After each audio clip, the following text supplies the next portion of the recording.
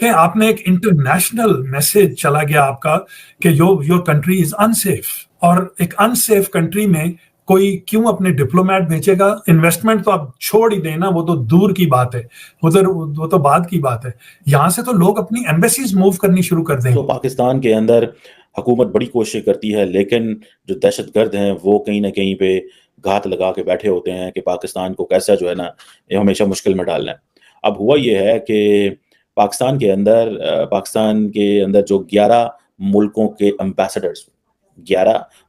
के एम्बेसडर्स का एक डेलीगेशन जो है वो स्वात जा रहा था, रास्ते में हमला हो गया। तवाफ में मालम जब्बर रोड पर 10 मुल्कों के सफीरों के काफिले में शामिल पुलिस मोबाइल पर बॉम्ब धमाके में एक एहलकार शहीद जबकि 3 जख्मी हो गए। सदर और वजीर आजम ने वाक़े की मजम्मत करते हुए शहीद एहलकार को खराज अकीदत पेश किया। टीटीपी वही अटैक कर रही है और वहां पे जो है लड़ाई चल रही है और स्वात में भी टेररिस्ट है और पूरे केपीके में टेररिस्ट है, चले मान लिया। उसके बाद आखिर कौन ऐसा जो है हमारे यहाँ इतना अक्लमंद बैठा हुआ है जिसने ये प्लान किया कि यहाँ पे इन सब एम्बेसडर्स को भेज दिया जाए, और वो भी क्यों, मतलब किस लिए? देखना यह है कि नरेंद्र मोदी यूएन में जो है वो खिताब कर रहा है, क्वाड समिट कर रहा है, और हम पाकिस्तान में आज भी एक चीज से लड़ रहे हैं, और वो क्या लड़ रहे हैं कि यार अब साढ़े बंदे मारी जा रहे हैं।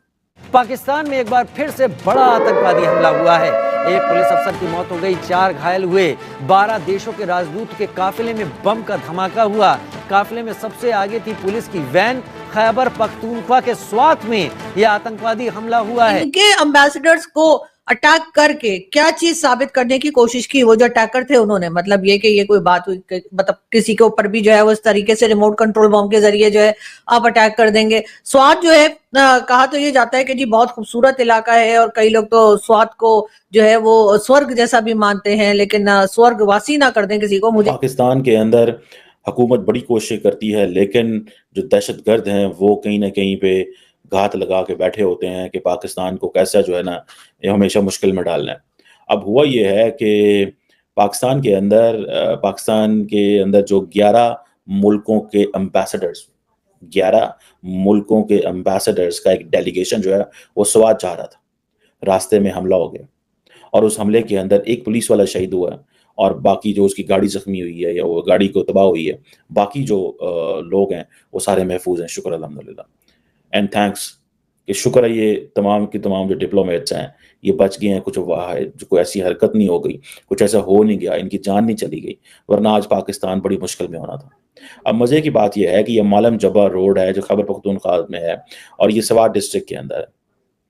अब पुर्तगाल, Indonesia, Kazakhstan, Bosnia, Zimbabwe, Rwanda, Turkmenistan, Vietnam, Iran, Russia, Tajikistan के जो एम्बेसडर्स थे, डेलीगेट्स, वो इसका हिस्सा थे, और इनमें से बहुत सारे एम्बेसडर्स को तो मैं पर्सनली बड़े अच्छे से जानता हूँ, दे आर गुड फ्रेंड्स। और बट अनफॉर्चुनेटली ये एक वाक़या हुआ है। देखना यह है कि नरेंद्र मोदी यूएन में जो है वो खिताब कर रहा है, क्वाड समिट कर रहा है, और हम पाकिस्तान में आज भी एक चीज़ से लड़ रहे हैं, और वो क्या लड़ रहे हैं कि यार अब साढ़े बंदे मारी जा रहे हैं। मतलब this is what we are going to see, ये है हम देख रहे हैं आज। इंडिया देखें, फिर वो बातें तो होंगी, चीजें तो चलेंगी, लोग बातें तो करेंगे, लोग माफ तो नहीं करेंगे कि एक तरफ सिचुएशन क्या है और दूसरी तरफ सिचुएशन क्या है। एक तरफ हम ये कहने की कोशिश करते हैं कि भाईजान देखो जनाब हम बड़ी अब नॉर्मलाइजेशन की बात है, लेकिन कोई नॉर्मलाइजेशन नहीं हो रही। उसकी वजह क्या है? मोदी साहब और इंडिया जो है वो जीसीसी से भी ताल्लुकात बढ़ा गए बिकॉज ऑफ हमारे इन हालात की वजह से ना। ये जो हालात हमने पैदा किए हुए हैं, इन हालात की वजह से इंडिया के पास बड़ी तगड़ी अपॉर्चुनिटी आ गई। मैं अगले दिन I met someone in the United States here. मैं एक चीज के ऊपर बड़ा कमिटेड हूं और कन्विंस्ड हूं कि अमेरिका के साथ पाकिस्तान के ताल्लुकात ऐसे होने चाहिए थे, लेकिन हमने अमेरिका के साथ ताल्लुकात भी खराब कर लिए, हमारे अफगानिस्तान के साथ भी ताल्लुकात खराब हो गए। दुनिया अफगानिस्तान छोड़ छाड़ के हाथ झाड़ के चली गई, और हम के सारे जो हैं वो वहीं बैठे हुए हैं। वो हाथ झाड़ के चले गए हैं इस खित्ते से, हम वहीं बैठे हुए हैं। आज मोदी जो है वो क्वाड समिट्स कर रहे हैं, और हमारे वजीर आजम को खबर आई होगी सर 11 सफीरों पे हमला हो गया जनाब पाकिस्तान के अंदर। आप मुझे ये बताएं दुनिया का कौन सा ऐसा मुल्क है जहां पे ये होता है? इवन कि अफगानिस्तान के अंदर भी ये नहीं होता यार। उसकी वजह क्या है? Thanks to the political division in the country. हमारे मुल्क के एक बहुत बड़े लीडर साहब हैं, हमारे मुल्क के बहुत बड़े लीडर साहब हैं जिनको इमरान खान कहा जाता है, ये साहब जो हैं, ये जो जिनकी दरमियान में पिक्चर मैंने लगाई है, इनका एक वजीर आला है, वो कहता है नहीं मैं दहशतगर्दों से खुद बात करूंगा। ये कहता है कि मैं अफगानिस्तान से खुद बात करूंगा कि हमें मत मारो प्लीज, हमें मत मारो, हमें माफ कर दो। माफिया मांग रहे हैं दहशतगर्दा को। कभी माफिया मांगने से भी रियासतें जो है वो बची हैं। इतने लित्र पौला चलना चाहिए, जो सही बात है। But sorry for using these words. ठीक है, दहशतगर्दों से आप ये थोड़े कह सकते हैं कि सर प्लीज ये आज ये हालात ठीक नहीं है। अमेरिकन जैसे करते थे अफगानिस्तान में, सच्ची बात है। उन्होंने एक जगह से दूसरी जगह ट्रैवल करना होता था, कैनवाय मूव कराने होते थे तो रैंसम देते थे वो, कि यार हमारा अरबों करोड़ों डॉलरों का असले अरबों डॉलरों की ये चीजें हैं, ये कोई इसमें आप ऐसा ना कर दें कि ये चीजें भाई हमारी तबाह हो जाएं और ऊपर से हमें दोबारा लाने में भी खर्चा आए। आप कह रहे नहीं क्योंकि वहां पे टीटीपी मौजूद है स्वात के इलाके में और केपीके में, और साथ साथ अफगान बॉर्डर जो है वहां पे भी टेंशन है, तो इसलिए जी हम तो ऑपरेशन वहां से करेंगे। चले मान लिया आपने कहा, यानी कि भाई लोग ने कहा कि हम ऑपरेशन वहां से करेंगे क्योंकि सारी प्रॉब्लम वही है, यानी कि टीटीपी वही अटैक कर रही है और वहां पे जो है लड़ाई चल रही है और स्वात में भी टेररिस्ट है और पूरे केपीके में टेररिस्ट है। चले मान लिया, उसके बाद आखिर कौन ऐसा जो है हमारे यहाँ इतना अक्लमंद बैठा हुआ है जिसने ये प्लान किया कि यहाँ पे इन सब एम्बेसडर्स को भेज दिया जाए, और वो भी क्यों, मतलब किस लिए? और उसके बाद इस तरह से अटैक जो हुआ है उसके बाद वो सब तो शुक्र है बच गए और वापस इस्लामाबाद पहुंचाया गया। अब वो 3-4 दिन अपनी एम्बेसी से बाहर नहीं निकलेंगे, लेकिन जिन्होंने उनको वहां भेजा क्या उनसे कोई पूछेगा कि भैया तुमने वहां का प्लान बनाया ही क्यों? दोनों तरफ भी मुस्लिम है ना, तो समझ नहीं आ रही कि असल में शहीद कौन है। लेकिन खैर जब हम ये बात करते हैं और उसके बाद जो है हम कहते हैं कि जी स्वात जो है वो बड़ा खतरनाक एरिया है क्योंकि वहां पे टेररिस्ट जो है वो मौजूद है, और इस वजह से हमारी जो एजेंसीज हैं, हमारी जो फौज है वो वहीं पे ऑपरेशन कर रही है। और वहां पे ऑपरेशन के लिए आपको मालूम है ये कोई वो ऑपरेशन नहीं है कि वैसे वो जो हॉस्पिटल में होता है, जाहिर है वो ऑपरेशन है जिसमें गोला बारूद इस्तेमाल होता है। तो उन्होंने कहा कि जी वहां पे ऑपरेशन चल रहे हैं स्वात में, इसलिए कि स्वात के हालात खराब हैं, और आपने बैठकर और 10-11 एम्बेसडर ठीक स्वात में भेज दिए। किस लिए? मतलब क्या साबित करना चाह रहे थे? ये क्या डराया जा रहा था या वो इत्तेफाकन बच गए? उन लोगों को सोचना भी चाहिए, नहीं एम्बेसडर्स को भी सोचना चाहिए। आप लोग भी ना, समझ में कुछ आता नहीं आप लोगों के, मेरे खुद की भी समझ में नहीं आ रहा है चल क्या रहा है यहाँ पे। लेकिन मैं ये कह रही हूँ कि मतलब एक जगह का पता है आपको कि यहाँ पर टेररिस्ट मौजूद है और वो बार बार अटैक कर रहे हैं, और आप ठीक उसी जगह पर अपने एम्बेसडर्स को भेज दीजिए, आइए सर स्वाद दिखाते हैं आपको, बड़ा ही खूबसूरत है। और उसके बाद वो खूबसूरती तो वो क्या ही देखते बेचारे कि वहां पर हो गया धमाका, और उसके बाद जी शुक्र ये कि वो बच गए और उनको वापस भेजा गया। लेकिन जिन लोगों ने ये पिकनिक प्लान की थी, जिन लोगों ने ये इवेंट प्लान किया, जिन लोगों ने ये कहा कि ये एम्बेसडर्स जो है इनको वहां भेज दो सैर सपाटे के लिए, क्या उनसे कोई पूछेगा कि जी आपने जो है ये प्लान कैसे बनाया और आपने आखिर यही एम्बेसडर क्यों चुने?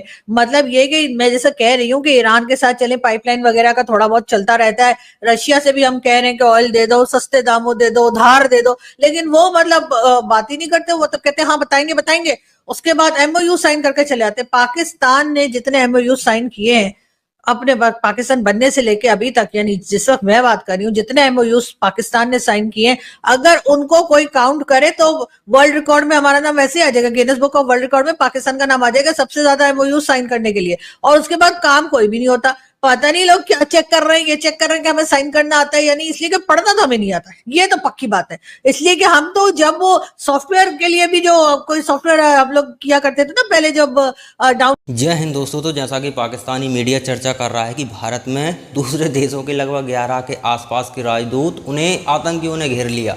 अब आप अंदाज़ा लगाइए कि पाकिस्तान में आम लोगों की क्या स्थिति होगी। अब पाकिस्तान में किस तरह से आतंकवादी बेनकाब हो गए हैं, इसका सीधा सा उदाहरण है, क्योंकि दूसरे देश के राजदूतों की सुरक्षा करना आपकी जिम्मेदारी होती है, लेकिन यहाँ पर ये उनकी सुरक्षा करने में असमर्थ हैं। देखिए स्वाभाविक सी बात है, जो आर्मी बिजनेस करती हो उसका ध्यान सुरक्षा को लेकर नहीं हो सकता। आप किसी एक चीज़ में मास्टर हो सकते हैं, हर चीज़ में हर कोई मास्टर कभी नहीं हो सकता। हो सकता है वो सालों का प्रयास करके 2-3 चीज़ों में माहिर हो जाए, लेकिन ये तो हर तरह का बिजनेस करते हैं और उसी पर पूरा फोकस है, जिहाद करना है, बाकी और कुछ इनसे नहीं होता। जैसा कि कई एक्सपर्ट इस तरह की बातें कहते हैं, आपने सुना होगा, इंडिया में बोलते हैं ये बात कि पाकिस्तान की आर्मी देश की सेवा को छोड़कर सब कुछ करती है। वो देश मतलब देश की सुरक्षा उससे नहीं होती है। देश की सेवा सुरक्षा एक ही बात है। देश की सुरक्षा मतलब पाकिस्तान की आर्मी उसे छोड़कर सब कुछ करवा लो, जो उससे आप करवाना चाहते हैं वो कर देगी। लेकिन सुरक्षा के मामले में क्योंकि बिजनेस पर पूरा ध्यान है, तो अब स्वाभाविक सी बात है जहाँ बिजनेस पर आपका पूरा फोकस होगा, कितना कमाया कितना गवाया वगैरह वगैरह, तो वो स्वाभाविक सी बात है, वो माइंड में ही नहीं आती कि देश की सेवा करनी है, अपने नागरिकों की सुरक्षा करनी है। और रही बात आतंकियों की, तो देखिए आतंकी वहाँ पर बेखौफ हैं और सीधी सी बात है, क्योंकि देखिए उसी तरह का रेडिकल माइंडसेट तैयार किया गया है हर किसी का, लगभग हर किसी का। उन्हीं में से संगठन पैदा हो रहा है। संगठन बाहर से तो कोई लोग जाते नहीं हैं, वो वहाँ पे जाके संगठन बना लेते हो। सीधी सी बात है, वो दहशतगर्द वहीं पैदा हो रहे हैं और फ्री हैंड है, कोई भी हस्तक्षेप कर सकता है। अमेरिका कंट्रोल कर लेता है, कभी चीन कंट्रोल कर लेता है। अमेरिका की तो ये स्थिति है, कई आतंकी संगठन उसी के कंट्रोल में रहते हैं। पाकिस्तान कुछ भी नहीं कर सकता, मतलब वो पाकिस्तानियों की नहीं सुनते, वो सीधी अमेरिका से डायरेक्शन लेते हैं। तो ऐसा ही है, क्योंकि इन लोगों ने अपने देश को उस मोड़ पर ले जाकर छोड़ दिया है, वो भी भारत से नफरत करने के चक्कर में, क्योंकि इनको भारत में ग़ज़वा हिंद करना था। और अगर भारत में ग़ज़वा हिंद करना है तो आपको वो कौन कहते हैं, ये मुजाहिद कहते हैं, क्या कहते हैं, उस तरह के वो खड़े करने पड़ेंगे आपको। तो वो खड़े करने के लिए क्या किया जाए, शिक्षा दी जाए। तो उसी तरह की ये शिक्षा देना स्टार्ट कर दिया इन्होंने। बस वही लोग तैयार हो रहे हैं। ये आप देखिए ना, उनके हमारे पास जज्बा है, ये है वो है, खाने को भले नहीं लेकिन जज्बा है। क्यों है? क्योंकि इंडिया से ग़ज़वा हिंद करना है। आज भी जब खाने को कुछ नहीं बचा तब भी आज भी नफरत करते हैं ये लोग। तो देखिए भारत से इन लोगों को जितना हो सके उतना दूर रहने की ज़रूरत है। पाकिस्तान में अब देखिए कंट्रोल तो किसी के पास नहीं रहा, विदेशी ताकतें कंट्रोल कर रही हैं। क्योंकि आप बताइए, आतंकी संगठन ऐसे नहीं चल सकता। कोई भी आतंकी संगठन हो, जब तक उसके पास पैसा नहीं आ रहा हो कहीं से भी, या तो वो किसी को लूट रहा हो या कोई उसे बड़े लेवल पे फंडिंग कर रहा हो। क्योंकि आपके पास मैं 10 लोगों को इकट्ठा कर सकता हूँ, लेकिन उन्हें गन मशीन दिलाने के लिए मुझे ऊपर कहीं ना कहीं से सपोर्ट चाहिए होगा, चाहे वो देश के स्तर पर हो या अंतर्राष्ट्रीय स्तर पर हो, वो ज़रूरी होता है। तो पाकिस्तान में जितने भी आतंकी संगठन ऑपरेट कर रहे हैं, कुछ उनकी सरकार उनको खुलकर सपोर्ट करती है, जो इनको पेलते हैं उनको शायद इधर उधर के सपोर्ट करते होंगे। अब जैसे टीटीपी है, उसे खुलकर तालिबान सपोर्ट करता है। अब जो टीटीपी है उसके हथियार वगैरह प्रॉपर हर चीज़ ये तालिबान वाले करते हैं। तो जब भी कभी हमला होता है तो पाकिस्तान को समझ आ जाता है कि हाँ तालिबान में उसका हाथ है। देखिए कभी भी देखिए आप, टीटीपी अगर हमला करता है तो ये टीटीपी से बात करने की अब कोशिश नहीं करते। पहले करते थे टीटीपी से बात, अब ये कोशिश करते हैं तालिबान से, क्योंकि उनको पता है कि वही तालिबान का ये दूसरी ब्रांच है। तो ब्रांचों में सेम काम होता है, तो बड़ी ब्रांच पर जाकर थोड़ा काम ठीक से हो जाए, उस चक्कर में पाकिस्तानी का पूरा फोकस होता है कि तालिबान से बात की जाए, तालिबान ही टीटीपी को रोक सकता है। तो अब आप अंदाज़ा लगाइए कि राजदूतों को अगर घेर लिया जाता है आतंकियों द्वारा, तो पाकिस्तान कितना असुरक्षित देश है। राजदूतों की सुरक्षा तो बहुत कड़ी होती है, और हर देश के राजदूत की सुरक्षा करना जिस देश में वो रह रहे हैं उनका कर्तव्य होता है। अंतर्राष्ट्रीय सिक्योरिटी उनको मिली रहती है, कई तरह के कानून उनके लिए हैं अंतर्राष्ट्रीय। क्योंकि देखिए अगर दो देशों के बीच विवाद होता है तो वहाँ के जो राजदूत हैं उनकी सुरक्षा सुनिश्चित उन्हें ही करनी पड़ती है, सीधी सी बात। और यहाँ पर पाकिस्तान में जब इस तरह की हरकत हो सकती है तो आप अंदाज़ा लगाइए कि पाकिस्तान किस मोड़ पर जा चुका है।